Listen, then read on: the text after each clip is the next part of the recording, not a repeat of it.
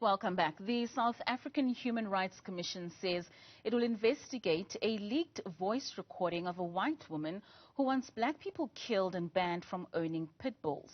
The woman wants pit bulls to be bred as domestic pets, despite many calls from the vicious breed to be handed over to the animal welfare organizations such as the SPCA. Now, in recent months, cases of deaths at the jaws of pit bulls have grabbed the headlines. For more on this, we are joined by Zamantungwa Mbeki, the acting South African Human Rights Commission manager in the Gauteng region. Zama, thank you so much for joining us this evening. Thank you very much. Thank you for having us. Now, Zama, what was the initial reaction of the Human Rights Commission upon stumbling on this very disgraceful voice note? The Commission came across this voice note on our own, in essence, and when we heard the voice note, we understood that it actually falls within our mandate, and that we were obligated to do something, as the South African population is actually depending on us to react on this. Right. Now, according to some publications, we understand that this woman is from Ekurhuleni. I understand that the Human Rights Commission is investigating this case. Can you give us an identity as to who this woman is? Firstly, to clarify, we are not investigating, because if you look at our constitution, to investigate a complaint means something completely different. But what we've done is that the South African Human Rights Commission will be approaching the court and will be litigating this matter. So as opposed to doing an investigation which will end up in a finding, we'll approach the court directly for relief. Right. Now, I mean, over the years, we've witnessed constant uproars across the country for cases pertaining to such incidences, where we have South Africans constantly up in arms because of such utterances. In fact, the Human Rights Commission has received 5,464 complaints in the last financial year, and the highest of those cases are pertaining to equality specifically.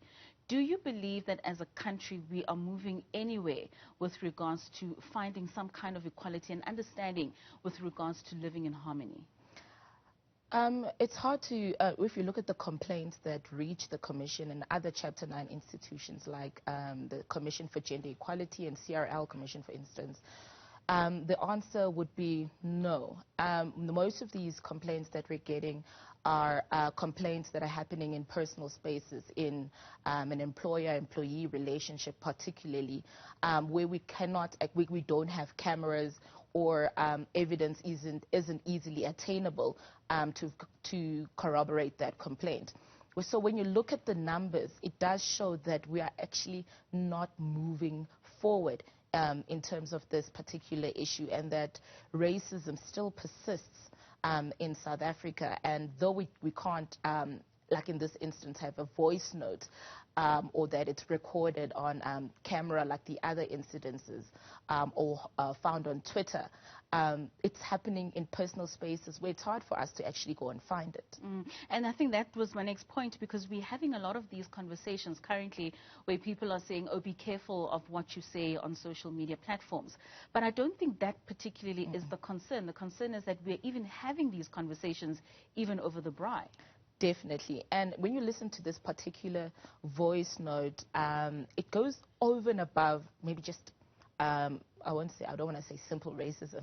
There's no such thing. Right. But she goes on to say that the animals are better than black people. She goes on to say that women should not bear any more children. So it's an indication of the harm and the hatred that she's trying to propagate. And this is something that, I mean, we can't go into people's hearts, but it's something that resonates, and something that maybe they genuinely do believe about the black people who are living in this country, and that is concerning.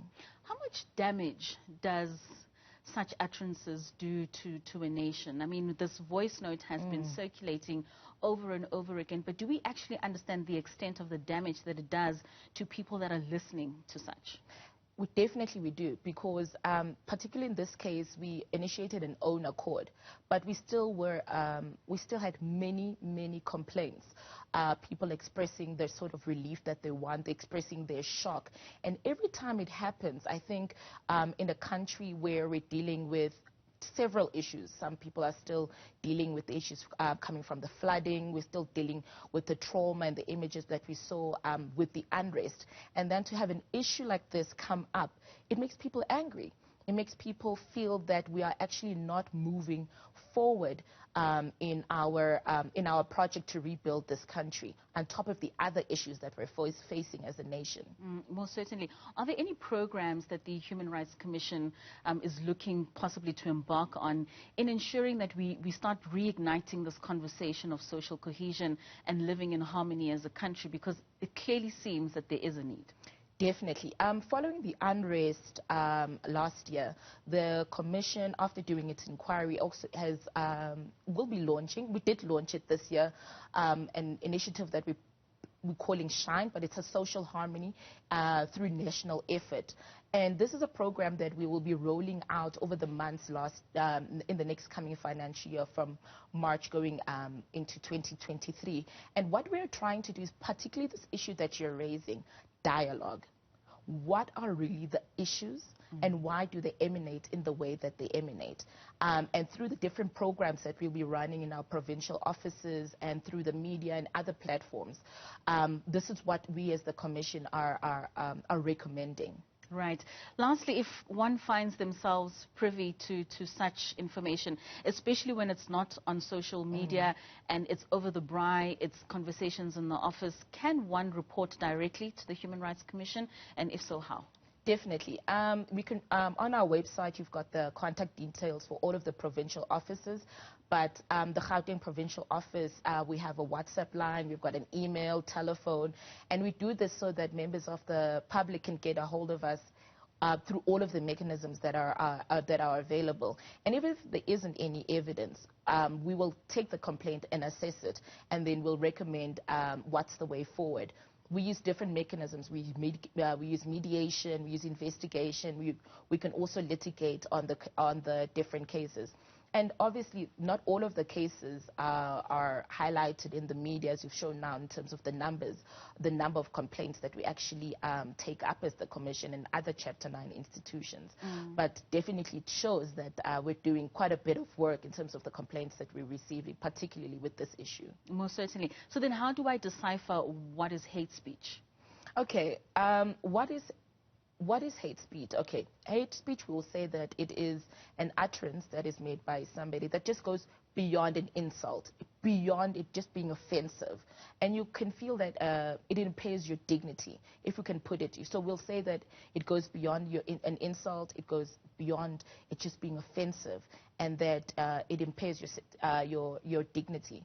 And in terms of legislation, if we want to take it more technically, the current legislation, or the current case law tells us that hate speech is harmful or incites harm or propagates hatred. So I don't think members of the public must concern themselves of, is it right or not? Bring it to the Commission and we'll make that assessment.